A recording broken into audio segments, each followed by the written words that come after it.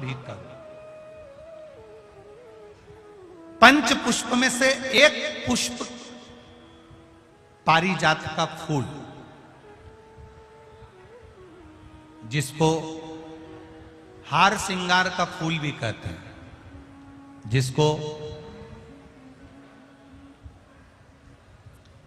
शिडली का फूल भी कहते हैं। पारिजात, हार श्रृंगार। मैं निवेदन करूंगा आस्था चैनल से कि पारिजात का जो पुष्प है उसका दर्शन भी आप सभी श्रोता भाई बहनों को टीवी के माध्यम से कराते जाएं। जितने लोग टीवी पर कथा सुन रहे हैं, जितने लोग फेसबुक यूट्यूब पर कथा सुन रहे हैं, वो भी इस पारिजात के फूल का दर्शन अवश्य करें। और एलईडियां लगी हुई हैं, उन पर भी आप आराम से पारिजात के फूल का दर्शन कर सकते हैं।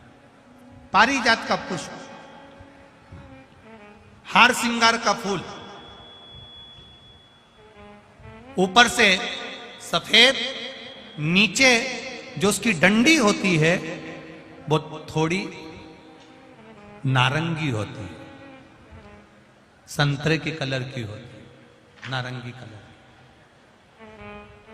महाराज,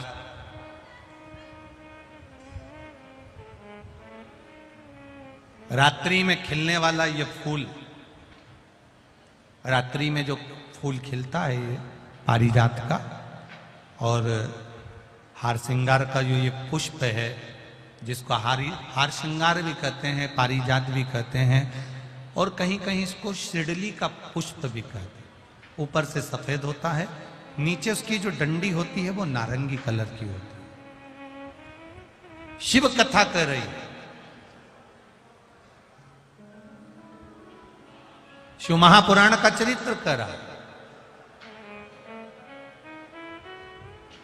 जिस समय पर संतान की प्राप्ति नहीं होती या किसी कारणवश,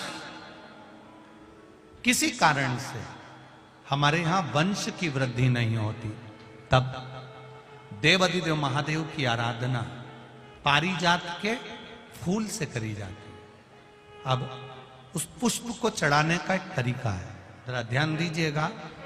पंच पुष्प शिव महापुराण की कथा आप लोग सुनने के लिए बैठे हो, बड़ी आस लगाकर बैठे हो, उसको समझिए।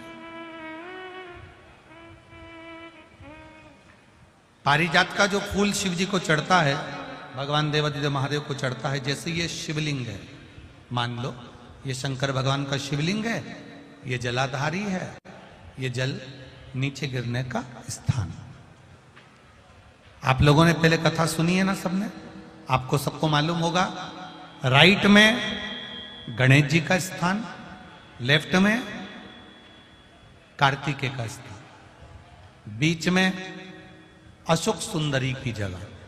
जहां पर यह शिवलिंग रखा है वो माता पार्वती जी का हस्त कमल, शिवलिंग के रूप में, शंकर भगवान के रूप में यह शिवलिंग है।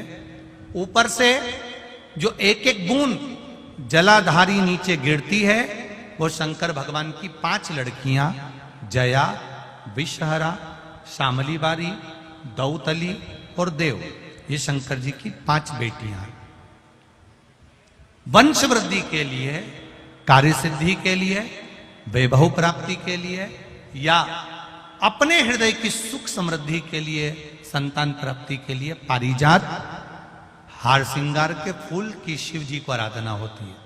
हार श्रृंगार का जो पुष्प होता है, अशोक सुंदरी वाली जगह पर हम पारिजात के पुष्प को समर्पित करते हैं।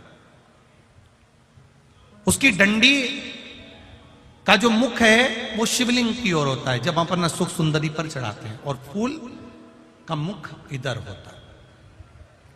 वापिस उसी पारिजात के पुष्प को उठाकर हम माता पार्वती जी के हस्त कमल पर, जो गोल हस्त कमल है, वहां समर्पित करते हैं।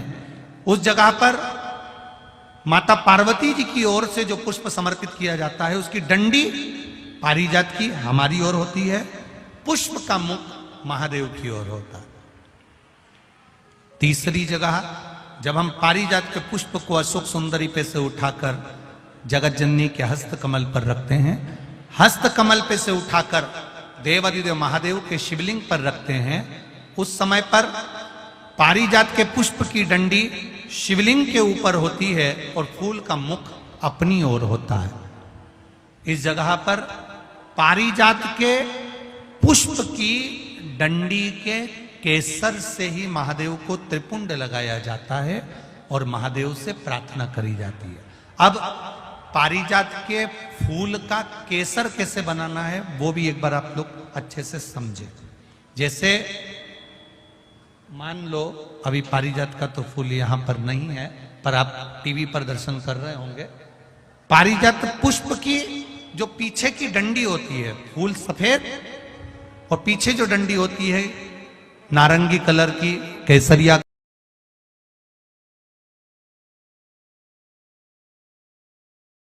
कलर की, उसको तोड़ लिया जाता है। तोड़कर ऐसी 25-50 फूल की पीछे की डंडी को तोड़कर उसको रख दिया जाता है। उसको धूप में नहीं सुखाते, केवल घर में उसको एक कटोरी में या थाली में रख दो, वो धीरे धीरे सूख जाएगा। सूखने के बाद उसको पीस लो, पीसकर उसका चंदन तैयार हो जाएगा पारिजात फूल की उस डंडी का। और जिस समय वंश के लिए, सिद्धि के लिए, कार्य सिद्धि के लिए या वैभव प्राप्ति के लिए हम पारिजात का पुष्प देवादिदेव महादेव को समर्पित करते हैं, उस समय इसी को पानी में घोलकर देवादिदेव महादेव को जब आप लगाएंगे तो जैसे केसर घुलती है, केसर का जैसे कलर होता है, केसर जैसी सुगंध करती है, वैसे की वैसे ही ये पारिजात की जो डंडी आप लोगों ने सुखाई है, वही डंडी का जो चंदन बनाया है, शिव जी को लेपन करा है, उस समय पर अपने हृदय की बात आपने जो देवादिदेव महादेव को कही है, बस वही सुगंध हमारे जीवन में आना प्रारंभ हो जाती है। वो पारिजात हार श्रृंगार।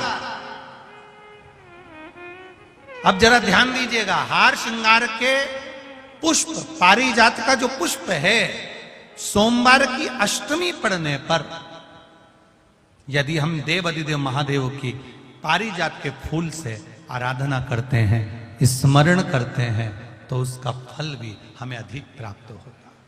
पारिजात का पुष्प, हम तो यहां तक कहेंगे अगर आपके यहां हार श्रृंगार का पेड़ लगा हो, पारिजात का पुष्प यदि आपके यहां होता हो, रात को खिलता है, सवेरे मिलता है, ऐसा पारिजात का अगर वृक्ष आपके यहां लगा हो तो प्रयास करना। 12 महीने शिवरात्रि आती है, बोलो आती कि नहीं आती? आती है ना 12 महीने। 12 महीने शिवरात्रि आती है। कैलेंडर पर एक गोला बनाकर रख देना कि हमको ये शिवरात्रि आई है, हर महीने की शिवरात्रि तुम्हारे ध्यान में रहेगी।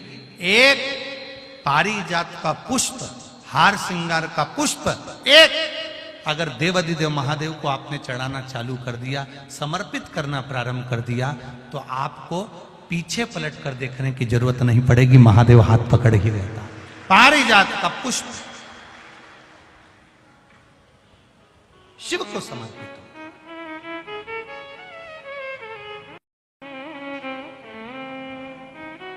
सफेद कलर का पुष्प है, आप टीवी पर दर्शन कर रहे होंगे।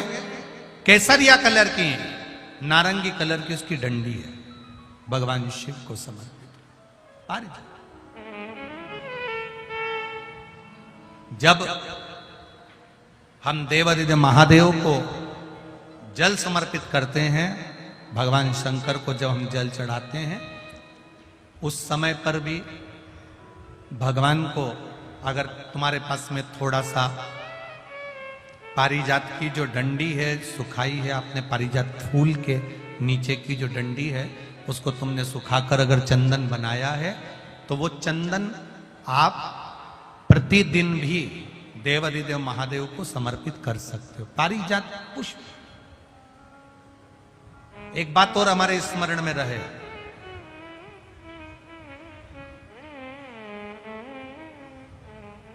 भगवान शिव को जो ये 5 तरह के पुष्प समर्पित करे जाते हैं, इन पुष्पों की डंडी जो पीछे लगी होती है, इसको तोड़ा नहीं जाता शिव जी को चढ़ाते समय। इसका स्मरण आपको रहे।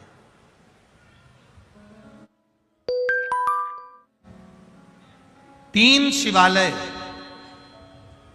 ऐसे हैं जहां पर पारिजात के पुष्प को समर्पित कर देने से, भगवान शंकर को अगर पारिजात का पुष्प समर्पित किया जाता है तो मनवांचित फल की प्राप्ति होती है। पहला, मां नर्मदा से निकला हुआ कंकर नर्मदेश्वर महादेव। अगर कहीं नर्मदा जी के कंकर से शिवलिंग बना हुआ है तो मां नर्मदा के शिवलिंग पर पारिजात का पुष्प समर्पित होता है। दूसरा, जो शिवालय एकांत में हो, एकांतेश्वर महादेव जो एकांत में बैठे हो, भले ओटले पर बैठे हो, अकेले बैठे हो, एकांत में बैठे हो, वो एकांतेश्वर महादेव पर भी पारिजात का पुष्प समर्पित कर देने से, अगर कोई अदालत का कोर्ट केस होता है तो बाबा देवादिदेव महादेव का मात्र पारिजात पुष्प का स्मरण या उसको समर्पित कर देने से भी फल की प्राप्ति होती है। तीसरा, ऐसा शिवालय जो नदी के तट पर हो, सरोवर के तट पर हो, कुंड के तट पर हो, बावड़ी के तट पर हो, कुएं के तट पर हो। आप सब लोग तो ग्रामीण क्षेत्र के निवासी हैं और जितने लोग भी कथा सुन रहे हैं आस्था चैनल पर, फेसबुक, यूट्यूब पर, सबके स्मरण में होगा, पहले हमारे जो पूर्वज होते थे वो कुआं बावड़ी के पास में शंकर जी का शिवलिंग रख देते थे। ध्यान में होगा, जिसको स्मरण में होगा उसको मालूम होगा। शिवलिंग लाते थे और जहां कुआं होता था, बावड़ी होता था, तालाब होता था, नदी होती थी, उसके तट पर, उसके पास में शिवलिंग रख देते। कारण क्या है? किसी जलाशय, कुआं, बावड़ी, तालाब, नदी, सरोवर, इसके पास में जो शिवलिंग होता है उस शिवलिंग को बहुत सिद्ध करने की जरूरत नहीं होती। स्वयं गंगा मैया उस कुंड बावड़ी के रूप में रहकर शिवलिंग को सिद्ध कर देती है और वहां स्वयं विराजमान हो जाती है महाराज। वहां पर भी यह हार श्रृंगार पारिजात का पुष्प शिव को समर्पित किया जाए। 3 जगह ऐसी है जहां कभी मौका मिल जाए और तुम्हारे पास में पारिजात का फूल हो और कहीं तुम्हें मिल गया, तुमने आज्ञा ले ली, हम ये पुष्प ले लें क्या, और लेकर अगर आपने चढ़ाया है तो उसका फल जरूर मिलेगा। पारिजात हार श्रृंगार का पुष्प, चंदन भी प्रयोग कर सकते हो उसका, चंदन। महाराज शिव पुराण कर रहे,